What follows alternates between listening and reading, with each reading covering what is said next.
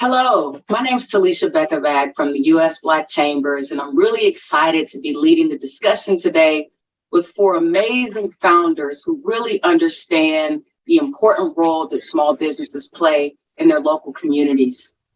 I'm sure we can all identify a small business or two in our own neighborhoods that provide us with a sense of warmth and belonging simply by opening up their doors every day. In my mind, I'm thinking about Yang's Market on the corner of my block that never lets my puppy leave out without a treat, no matter how many times I walk into the store. And it's on main streets all around the country that business owners are showing up with the passion and dedication and a real eagerness to serve their neighbors. And in turn, they need the support of their communities and their local lawmakers so that they can continue to thrive. So let's get started with the conversation today. As I mentioned, I'm joined today by four amazing founders who are currently flourishing in their businesses, and they're going to each tell you a little bit about themselves and their company. So let's hop in. Ashley Gurvitz, please introduce yourself. Yes. First, thank you so much for the opportunity. As mentioned, my name is Ashley Gurvitz, and I have the pleasure of serving as the Chief Executive Officer for United Northeast Community Development Corporation. As a long-term native for our Indianapolis community, I love considering Indianapolis my home. And now I have the pleasure of thinking about the things around living, work, play, and incorporating that and improving the quality of life for a part of our city that's been often forgotten. Now, why this is important, especially with today's conversation around business.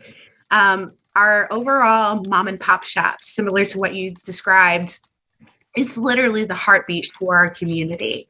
And as we are on a brink of change with much around mass rapid transit coming into our community, it has been our pivotal point about making sure we've been wrapping our arms around them with that village effect and finding different ways of scaling them up so they can continue to prosper.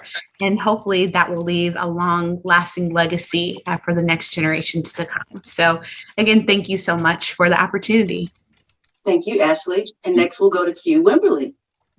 Well, hello, and thanks again. My name is Q Wimberly. I'm the owner of the Missing Brick, and the Missing Brick is the dopest pizza joint in Indianapolis. And what I wanted to do with bringing that here was to close the gap with diversity in our culture through collaboration.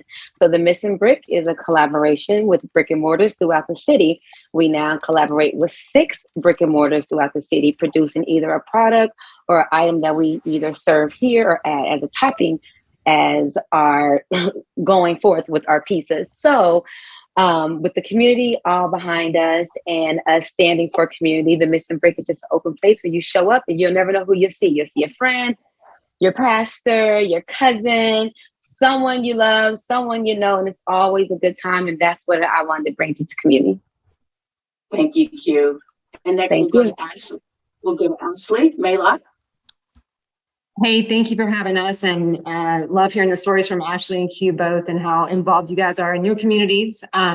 We also kind of have a lot of community involvement, which I guess is why we're here. And we are Two Chicks Investment. So I'm Ashley and this is Missy, and we renovate homes for a living.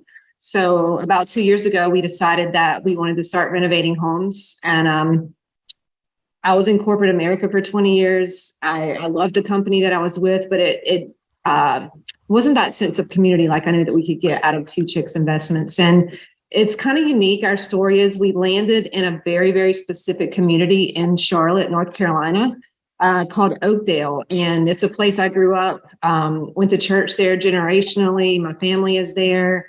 And we started one house there, and they've kind of just kept coming. And we've been so involved in the community. We employ people from the community. We do community events. We help the neighbors out. It's just kind of a really cool thing. We've done, I think we're on our 9th house in 2 years, all within a 2-mile radius in one area. So it's really cool. I'm Missy Maylott. I'm the other part of Two Chicks.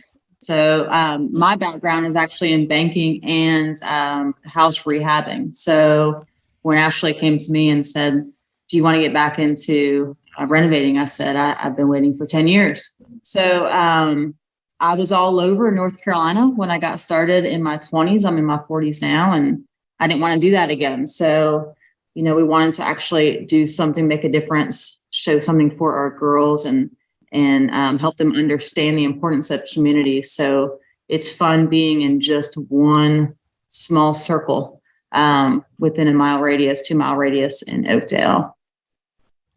So thank you for having us. Thank you so much for all being here. And I want to start with just an open question for the entire panel. Anybody can take this. But from creating jobs to supporting your local economy, small business owners really do play an important role in supporting their local communities. Can each of you share a few ways that your business supports your community in both big and small ways? I'll go. As mentioned, on our smaller impact, of course, is employment and keeping a rotating door of employment and bringing in anyone who needs a job. And luckily, we've been very, very good at keeping a nice set of employees. We hire 7. So that's a good start for our community. And that's on our low impact. I think on our much larger impact with our community is the collaboration, is showing the community. And I think it also set a trend in Indianapolis of how you can collaborate with local businesses, and there's an abundance to go around. When we're in such a smaller state, people seem to think that the funds is a scarcity, and they're not. So by collaborating with other either pizza joints or other restaurants, it shows that if we stick together and we come together as a unity, community comes together as well. And that is what we have seen in our business, that as long as we stay together, the community stays together. Love that. I'll jump in. I think that's first an excellent question, and how we at Unique try to embrace our everyday mom and pop shops to our large scale corporation is understanding that we have a shared understanding and shared commitment through what we call our community action plans. Some areas decide in development to use that of the placemaking model. For us, it's been so important, especially lifting up the equity, is that no matter if you are small, you have a gift. And that gift is us utilizing that appreciative inquiry to find out what can we do to help scale, but also too, when we think about some of our larger corporations that are looking for employment opportunities, how do we find the right match? And we do so in creating these spaces. One great opportunity that's come of that, and I would be remiss if I didn't say, our community is an 89% community of color, predominantly Black. And when we think about just even 2 years ago, where we were with the pandemic, I say a double epidemic, with also too a lot coming to the stage with the social inequities around our Black lives. Instead of us just sitting back and saying, oh, hey, corporation, this is what you can do to support this small business in our corridor, we utilize this by creating relationships. And one great example that comes is our area being a food desert. We had a small corner convenience. 2 young African-American males were really trying to get their business up and going every 5 seconds. Due to maybe the financing aspects, had their refrigeration breaking. And I remember them almost being in tears, like, we just want to feed our community.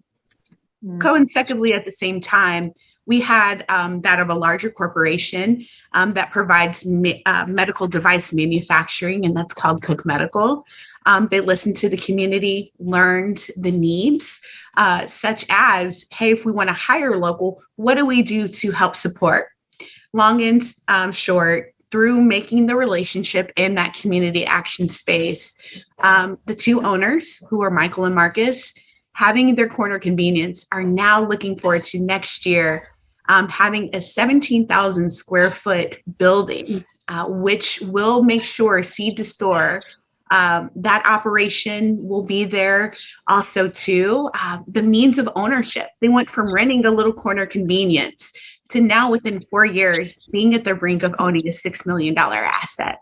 And that wouldn't have happened unless we would have decided to keep them in silos, but instead find that unity off of the common goal around community. I love that story, Ashley. Thank you for sharing that. And for you guys, Ashley and Missy, can you share a few ways that your business supports the community, both big and small ways? Yeah, absolutely. So I think it's interesting for us because a lot of people that renovate houses are all over a big metropolitan area. They're here, there, everywhere, driving an hour here, doing a house there. And because we are so very concentrated in one area, it's allowed us to give back to the community, as well as I think the community gives back to us. It kind of goes both ways really with us. And, you know, we have personal relationships there. We have hired a lot of the contractors that we use on our projects live right there in the community. So not only are they like 2 seconds away from our job sites, but we're employing people that are local, which is great. You know, we're all in business to make money. Obviously everyone is, but I truly think some of the things that we've been able to do in the community is even more valuable to us than the monetary aspect. Like some of the projects that we've done to give back, we just last week finished up just doing a project for a little girl that has cancer. She's in a wheelchair. Her dad walked up to a job site that we were working on and asked if he could have a wheelchair ramp that was left there from the previous owner. And I said, sure, but it wasn't going to fit. It wasn't going to fit their house properly. So I said, you know what? Why don't we just build you a ramp? And he just broke down in tears. And, you know, it doesn't cost you a lot of money to give back, right? So it's going to take a few hours. It's going to take a few dollars, but you can give back when people can't afford to pay thousands of dollars for something. And, you know, so, you know, after we built the ramp, we said, all right, let's go inside your house and let's see what you need in there. So we ended up renovating a bathroom and making her bathroom accessible so that she could actually get in the bathroom and her parents wouldn't have to carry her in the bathroom to take a shower. And, you know, we just do little stuff for the neighbors on every project, whether we're pressure washing a house or painting someone's carport or what's some other. Yeah, I think that what's cool for us too is that they know that we can help, right? So they look to us to help them, whether it's change a tire or build a ramp. But all of these little projects that we do come back and they help us too. So you know, like the father of this little girl that needed our help and didn't want to ask for our help, but he knew that he needed us.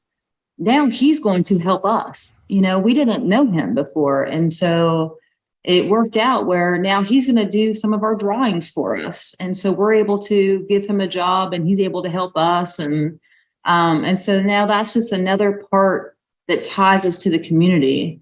And, you know, Q was talking about collaborating on a larger level and bringing people together. And it's so cool to watch these little tiny seeds that we're planting is growing into this monstrous garden that we hoped for, but we never thought we would see, especially in 2 years. And it's a good reminder for everyone in the community that to understand they don't have to really look that far outside. You know, we're reminded every day that what we might need is right there.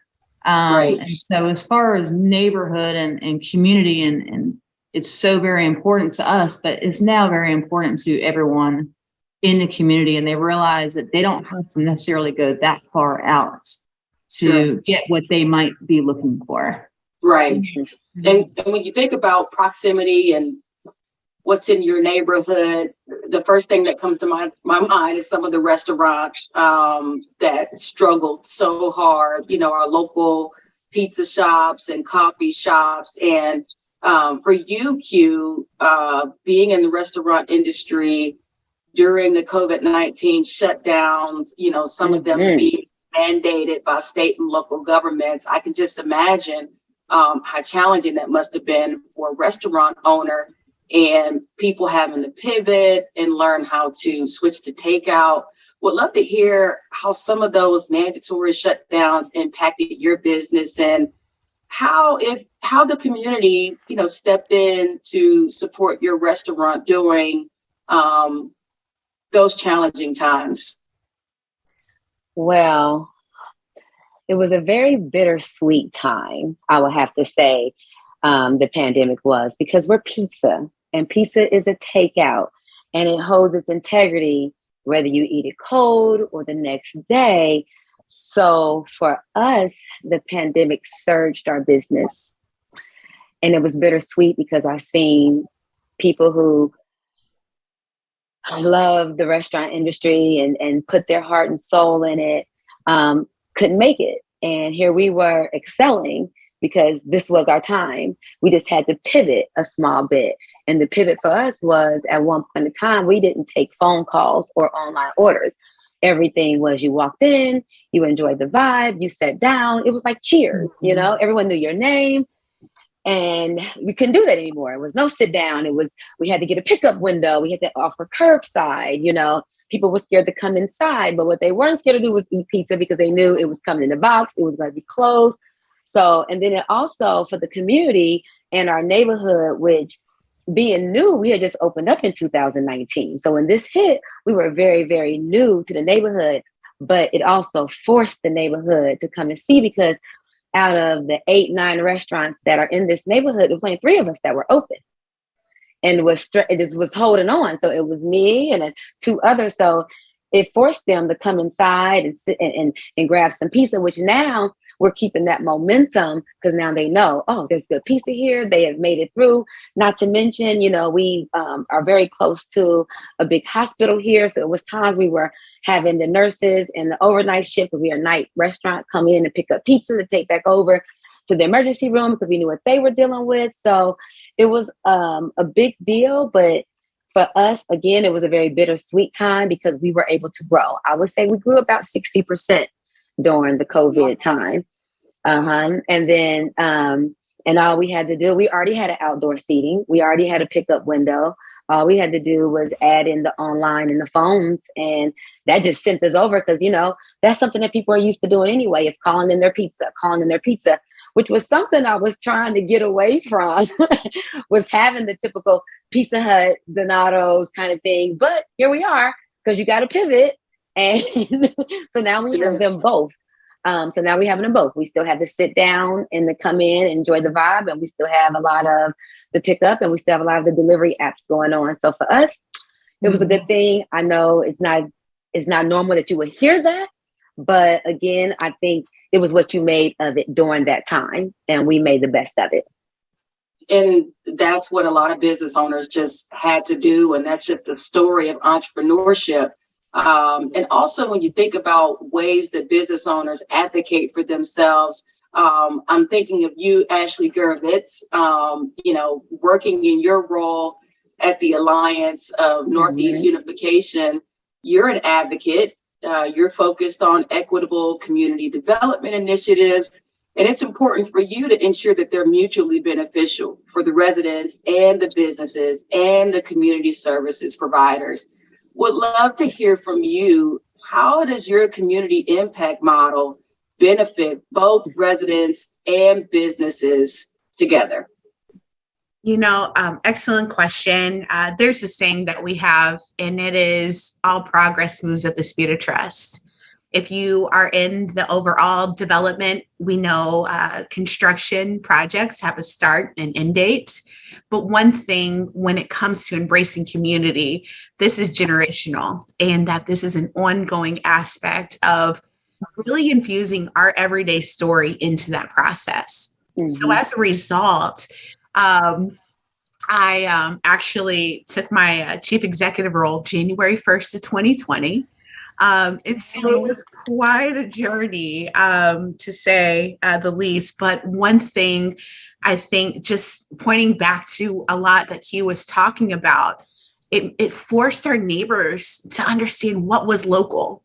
Who are those everyday change makers, those hope activators at a time when everything was shut down? It just made a hyper local approach. And from our advocacy lens, it made it easy for us to say, if you don't build with community, then you're not for our community. And that can be very hard. But at a time when we look at our area itself, it was that of a thriving middle-class community, whether it was following the housing trends, which may have pushed suburbia, right? Nothing wrong with following your American dream. However, there were a lot of broken promises. And so at a time that it was important for others to realize, if you want to develop here, don't just base our community off of maybe what is a 15-second clip on the news or what you're seeing. There are everyday change makers, those everyday neighbors living and loving each other. And that was our best thing about creating spaces for people to find that out.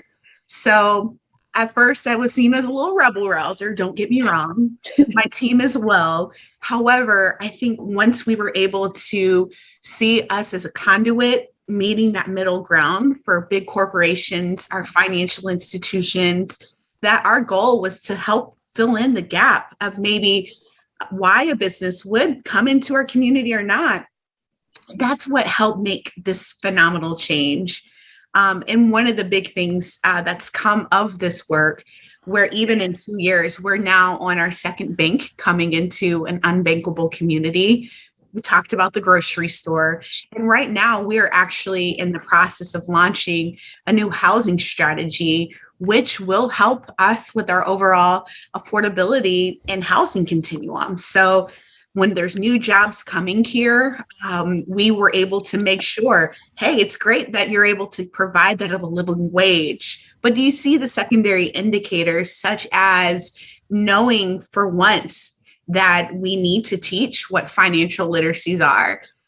Also, too, that your dream can actually be right in our own backyard of becoming a first-time homeowner. And just this sense of pride has created this wrecking force that I'll put hands down on any community. Sorry to chicks, but you know what I mean? Like, we are just so fortunate in our corridor, and it's just been so phenomenal to be in the process. There's one last thing that I would add to it. If there was not, again, I think that sense of making a risk, speaking out upon maybe what was the norm for our area. Every corner may have had the liquor store or the gas station. And that was the sense of economy that a lot of the residents just thought that that's what they deserve. So being able to also find the social capital, allowing the neighbors to know, put a dollar tag on your worth, see your value. That alone has made an interchange of businesses that have come to our community and making long connectivity. So one of our employers brought in 100 jobs. Those 100 jobs, all hyper local to our community. But one of the best standings is we actually, for that employer, have a waiting list of almost 200 individuals. Wow. So it just shows you that if you can really find from that beginning of the development process, and then the extra outliers, if you want to have a good job, do you want to one day have good schools or have the means of access barriers? If we can come to the table, we might find out that the solutions, again, to a point made, are right within our own backyard.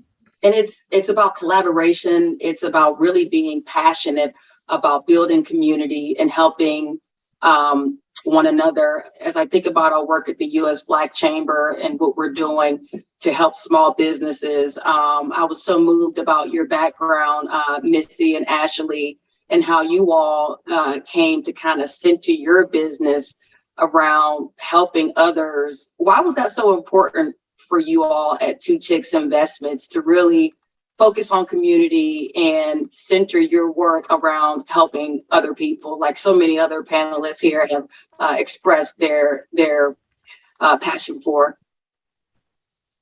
So do you guys remember, like, March, COVID came out, right? It's announced.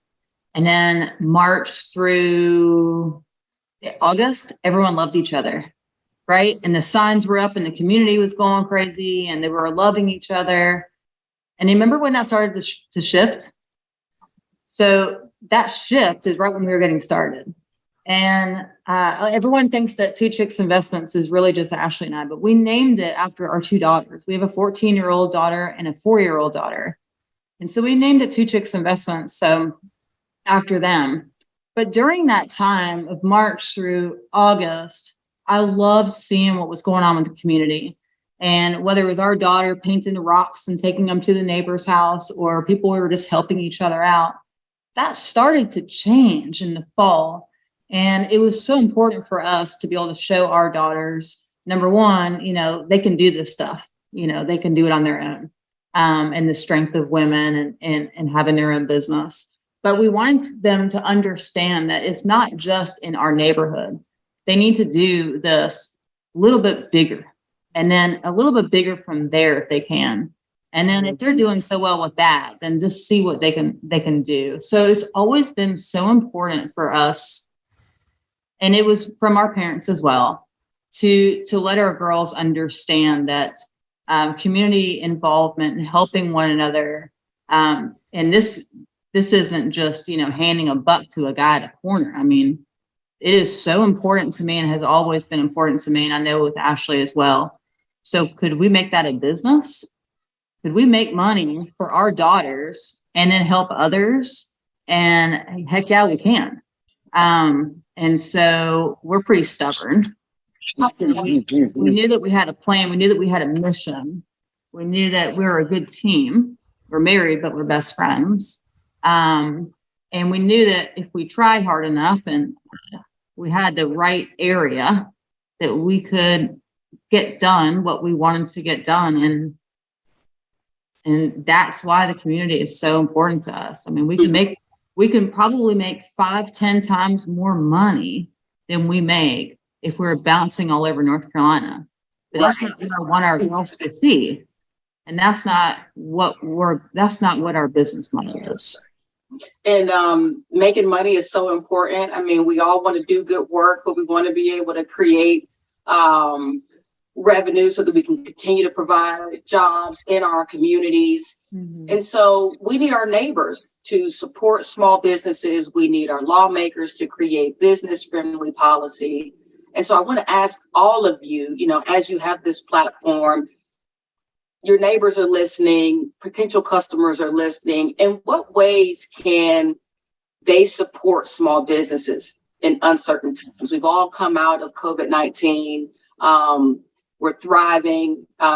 Things are going better, but we need to understand intentionality is still important. And what do you want to tell your neighbors and your potential customers, tips on how they can support small businesses when times are uncertain in the future?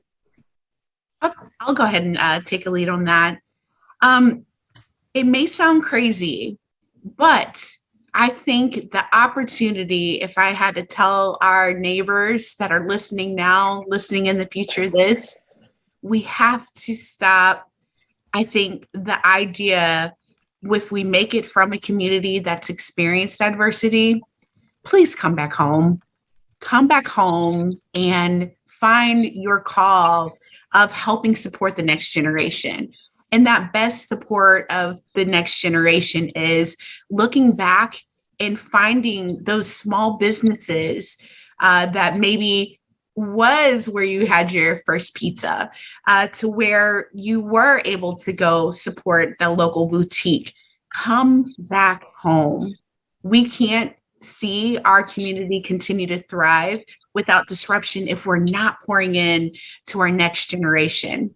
So I would say in tangent of it, figure out, like, if, for instance, a job site or a business is absent of maybe a resident there, take the charge, make that ask.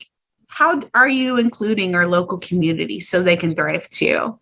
That has led to additional opportunities, such as now at our job sites, where on average before maybe we would have a minority participation goal of 35%, and businesses were patting themselves on the back. We were like, no, that's not going to work. And now our job sites are at least 95 to 100% minority participation goal met. And that's on big corporate projects. And it's not just that, but now again, to that means of coming back home, as we look across our sites, our youth are able to see sites look like them, right? But also too, the fact that there are additional avenues for you to go get a skill, be able to make lucrative money because now their families are thriving at those same job sites within their community, and find that legacy of generational wealth being made within their overall backyards.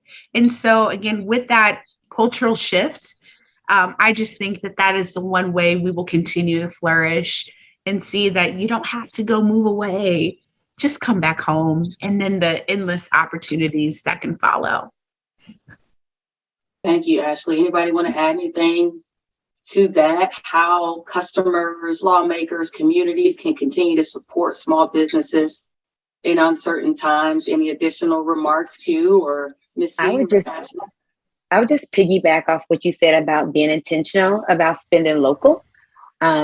And it's not spending, it's the reviews and the word of mouth. It's just a simple, hey, I had this. Have you heard them? Following the social medias, keeping up what's going on. A lot of local businesses do a lot within the community through their social medias engagement. So just as simple as following them could help them boost their seen on the social media so that they can be more progressive in their community. So I would say just the simple things that don't require anything, not even leaving the house, is just share.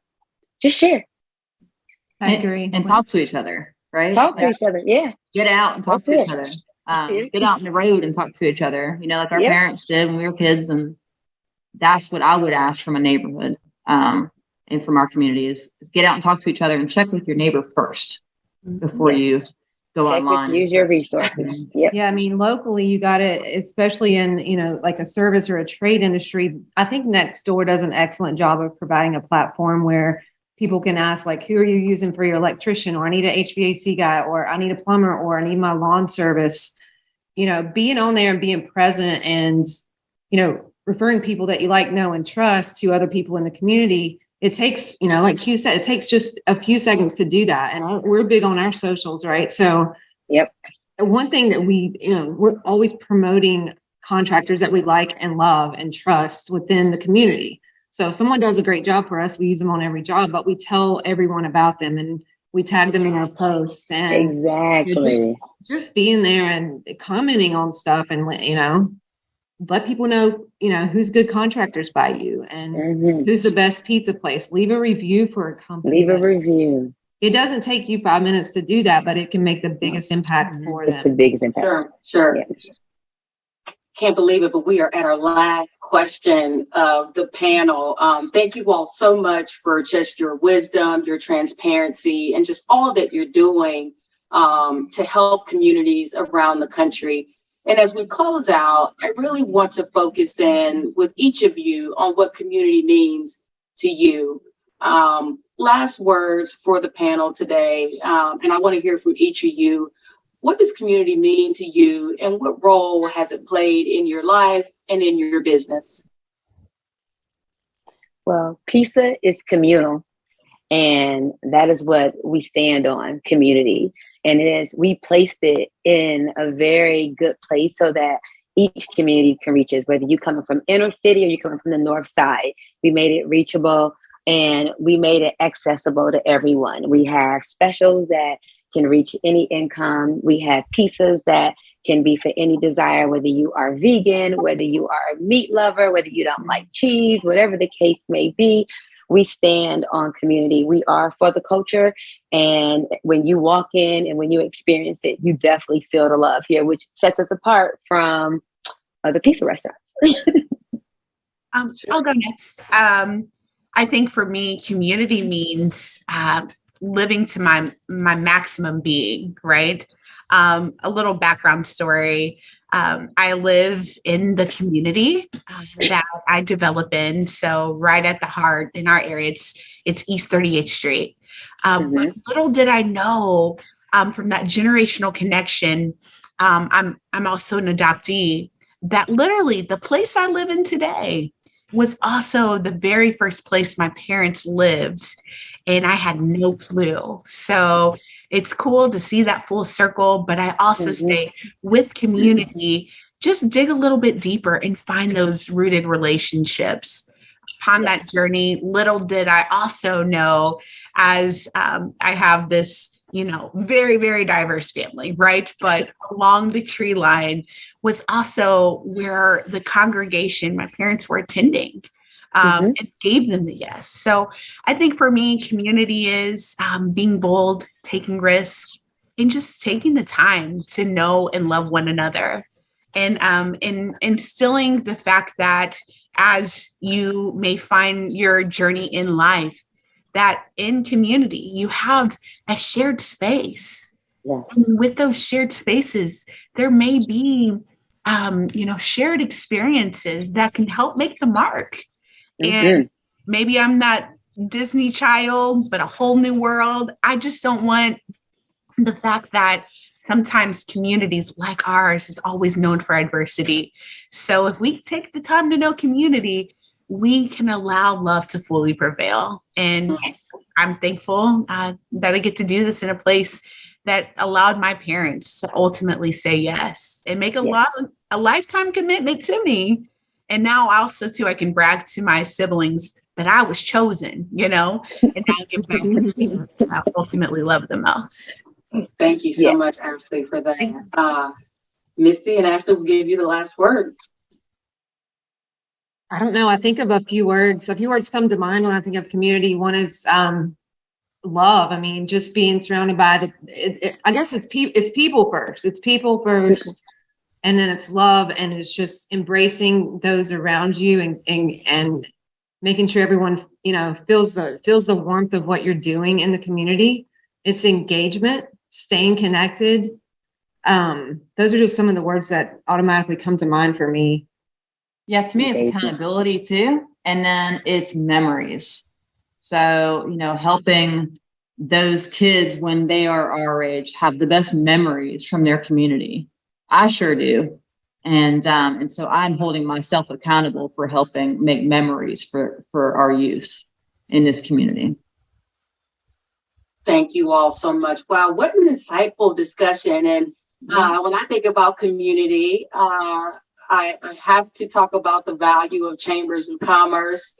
I hope each of you are members of your chambers, or for those of you listening out there, the Chamber of Commerce institution really is a great way to build community, to network, and to support local businesses. And so I want to remind people that we're there to support small businesses and to help create that community. But thank you to our panelists for joining. Thank you to everyone who's joining us online.